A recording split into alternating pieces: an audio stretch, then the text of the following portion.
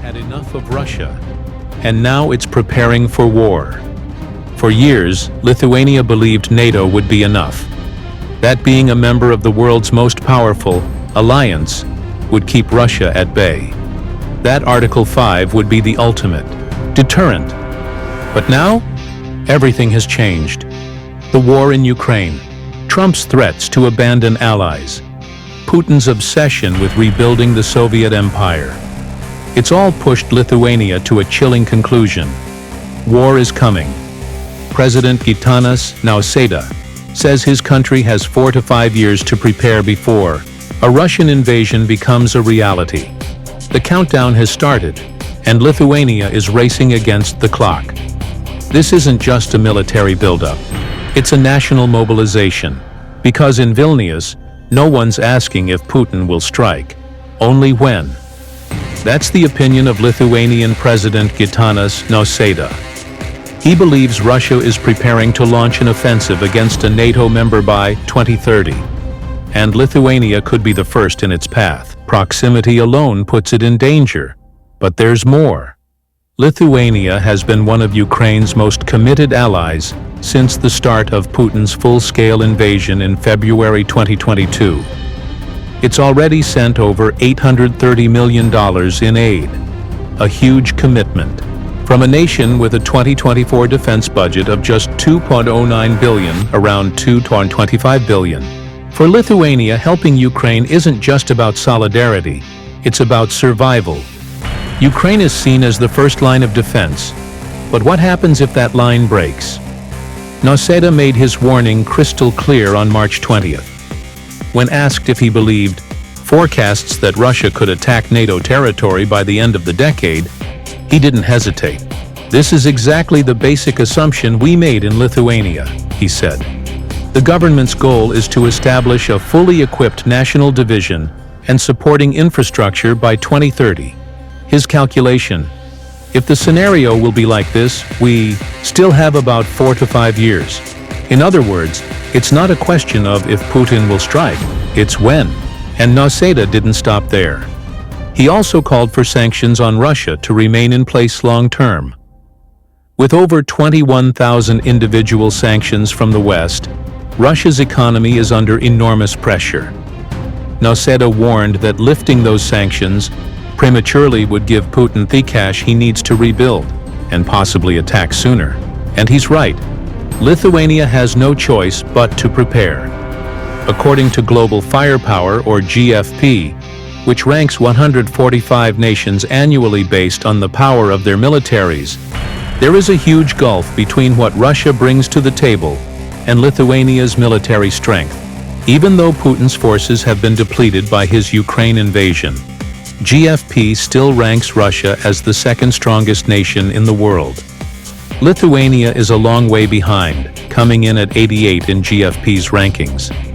We can see the power difference. Across the board, Lithuania's military has just 23,000 active personnel compared to the 1.32 million Russia maintains. Its 104,000 reserves and 14 to 150 paramilitary forces are impressive, but they pale in comparison to the 2 million reserves and 250,000 paramilitary forces Russia brings to a fight. Lithuania fares no better on the equipment front. Its air force only has 9 assets compared to the 4,292 assets in Russia's air force. Worse yet, most of those Lithuanian assets are transports and helicopters. It has no fighter jets it cans, used to damage Russia's military. Lithuania also has no tanks, though it at least brings 1,263 armored vehicles to a fight. Unfortunately, that's less than 100th of what Russia has. A 14-vessel-strong navy also isn't going to offer Lithuania much protection if Russia decides to invade via the Baltic Sea. The country's handful of patrol and mine warfare vessels won't be able to do much against a Russian navy that has 83 corvettes, 12 frigates, 10 destroyers, and over 60 submarines. It's a military mismatch if there ever was one, which brings us to a question. Why does Lithuania fear war with Russia? The disparity between the two countries' militaries is only the start. For many in Lithuania, it's enough. They see that Russia is a far stronger nation. Lithuania's citizens have also watched Putin's actions in Ukraine closely, and they believe that he's an expansionist who's planning to pick off Europe's weaker nations one by one to rebuild the Russian Federation and its former Soviet empire. In the past, Lithuania would have felt protected by being under the NATO umbrella. An attack a few years ago, the country knew that Article 5 of the NATO Charter would protect it. That article essentially follows the Three Musketeers policy: all for one and one for all. If a NATO nation is attacked by an enemy, all other NATO nations are duty-bound to come to its aid. In other words, if Russia attacked Lithuania, it would receive immediate support from most of Europe, and most importantly, the United States. Many in Lithuania aren't certain that support is coming anymore, and the conversation in the country is now focused on what happens if Russia invades. That's according to Gabija Stasiukine, Gab-iya Stasukine, who says talk about an upcoming Russian invasion is very common at parties, gatherings, lunch breaks, water cooler talk, when speaking to the Kiev Independent. It's everywhere, she adds. The conversation inevitably turns in the direction of, what are you going to do? Part of the reason for that conversation lies in the actions of US President Donald Trump. Both before and since Trump took office, he's been intermittently hostile toward Europe and its many NATO nations, says the Kiev Independent. As recently as March 7th, Trump claimed that the US wouldn't defend any NATO members who failed to pay their way. He's referring to nations that don't reach NATO's target of spending 2% of their gross domestic product, or GDP, on defense. Lithuania hits that target. However, it's such a small nation that many in the country worry whether it will be enough. Would the US come to Lithuania's aid if Russia invaded? Many in Lithuania aren't certain about the answer, with Ignas Zalieckas, who's a Lithuanian journalist now living in Germany, expressing the general mood. Everybody was thinking that NATO is kind of gone, the journalist says, when referring to Lithuanian opinions following the disastrous White House showdown between Trump and Ukrainian President Volodymyr Zelensky on February 28th. However, it's not just uncertainty around NATO that's affecting Lithuania. The country also believes it's in prime position for a Putin-led invasion. Its location plays a huge role in that equation. As the Atlantic Council points out, Lithuania, along with the other Baltic nations of Estonia and Latvia, is on the eastern frontier of the democratic world. It's the largest of the three Baltic states, and it borders both Belarus and the Russian exclave of Kaliningrad. Both are potential invasion points, as proven by Putin using Belarus to partially stage his Ukraine invasion back in February 2022. That location makes Lithuania an obvious target if Putin succeeds in Ukraine, and is emboldened to further his expansionist desires. Making things worse for Lithuania is that, like Ukraine, it's a former Soviet state. The country knows all too well what it means to be a victim of Russian aggression. Up until 1915, the country was under Russian rule during the pre-Soviet era. That changed when it was invaded and occupied by German troops during World War I. When that war ended, Lithuania declared its independence, which was recognized by the Soviet Union in 1920. That recognition didn't last long. Once World War II began in 1939, the Soviet Union started compelling Lithuania to allow Russia to set up military bases on its territory. Clearly unhappy with the results, the Soviet Union invaded the country a year later, absorbing it into the Russian Federation.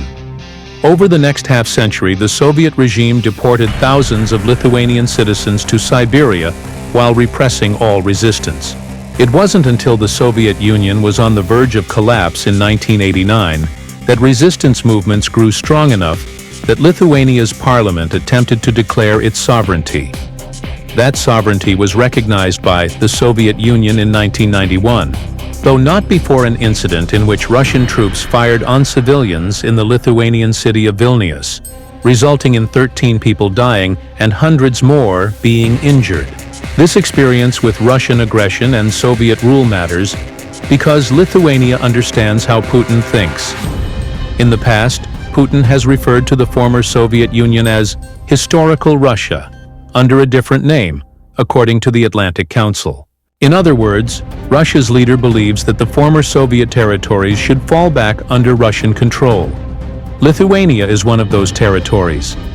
It needs to prepare for a fight because it knows that Putin is hell-bent on restoring Russia to what he believes is its true glory. We also can't ignore the fact that Lithuania borders the Suwalki Gap in this equation.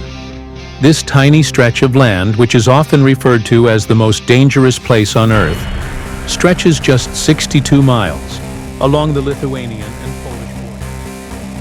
Make no mistake, the Suwalki Gap is dangerous. It could be Lithuania's Achilles heel if Russia chooses to invade. By taking that gap first, Putin could essentially box Lithuania's military into their own country, surrounding them on all sides before starting a war of attrition similar to what we've seen in Ukraine.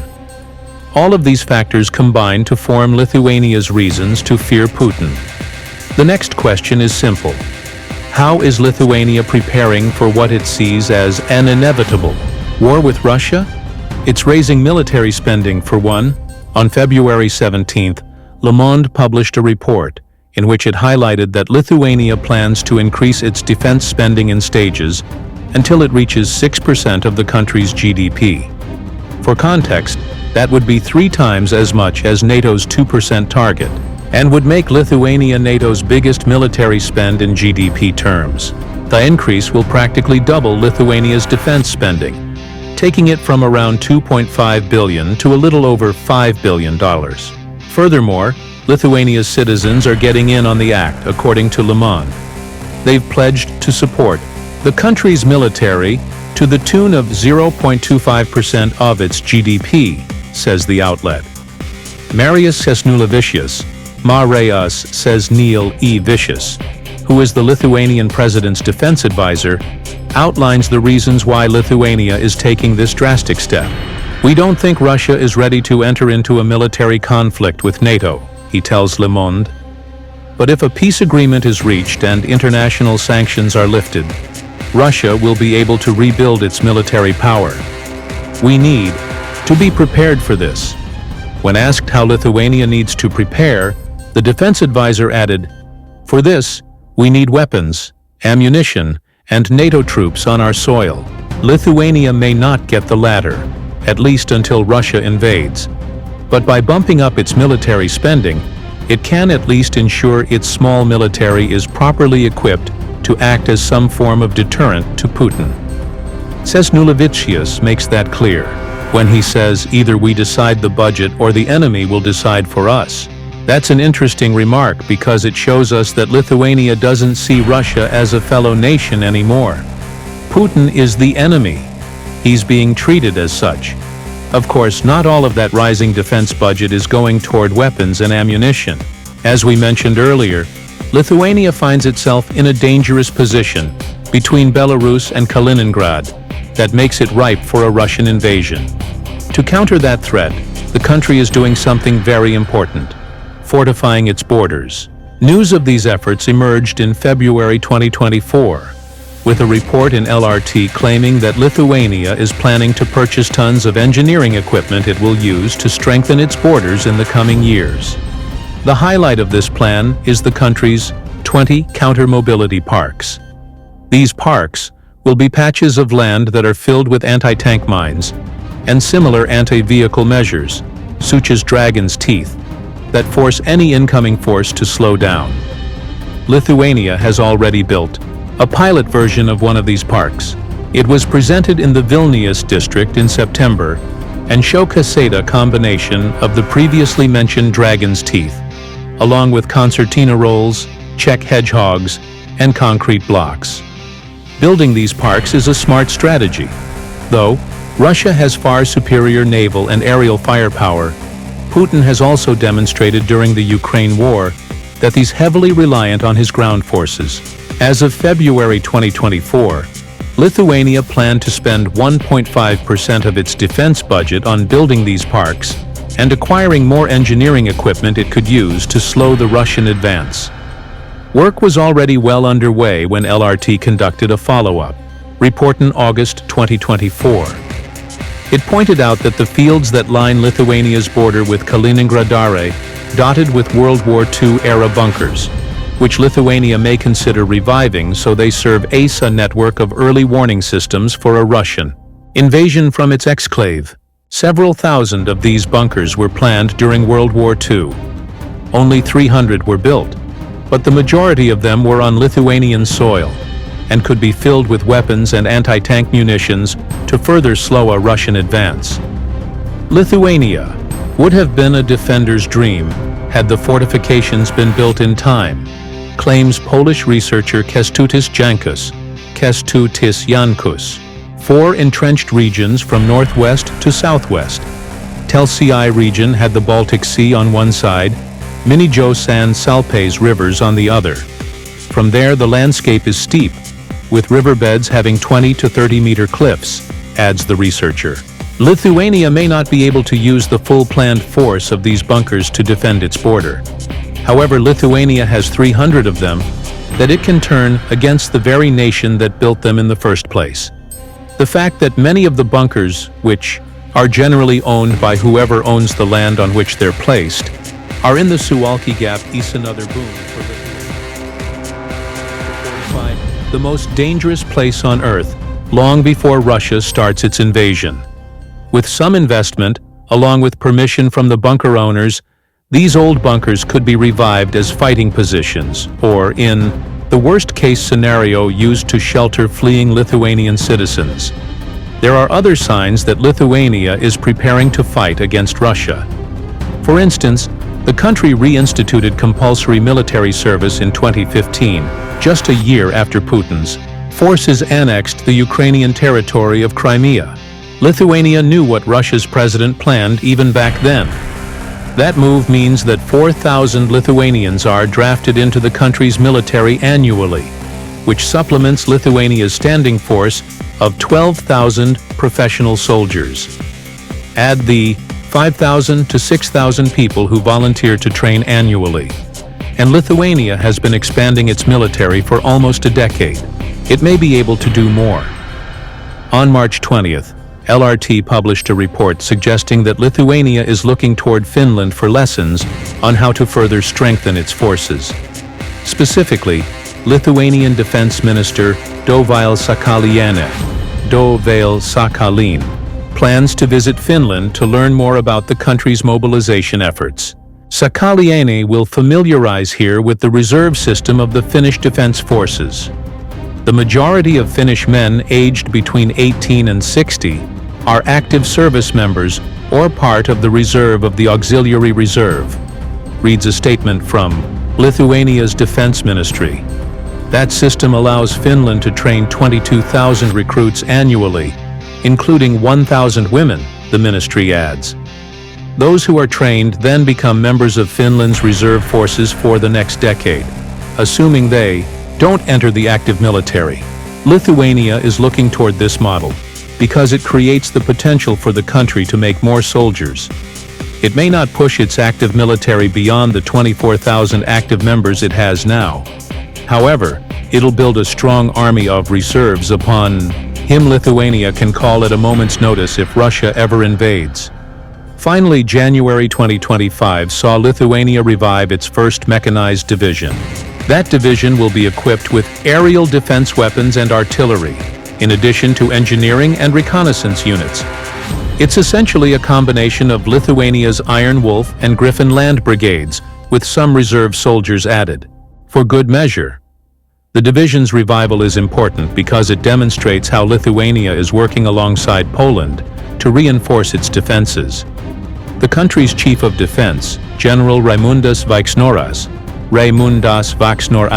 says, the re-establishment of the 1st Division, dating back to the Polish-Lithuanian Commonwealth, marks a quality milestone in the Lithuanian armed forces.